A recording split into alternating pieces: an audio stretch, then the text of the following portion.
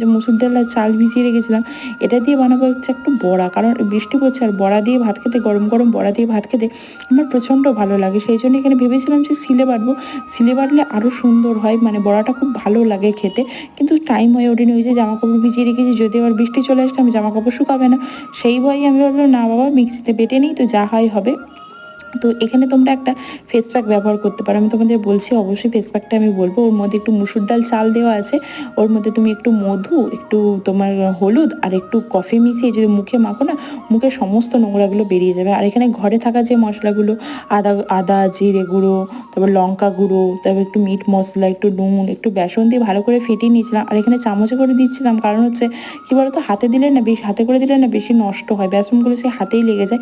ওই জন্য ভাবলাম যে চামচে করে দিই, তাহলে একটু কম নষ্ট হবে। তো এখানে বড়াগুলো খুব ভালো হয়, নরম হয়। চালের গুঁড়ো দিলে কী হয় বলো তো, নরম, ভেতর থেকে নরম হয় আর খেতেও মুচমুচে হয়। আমার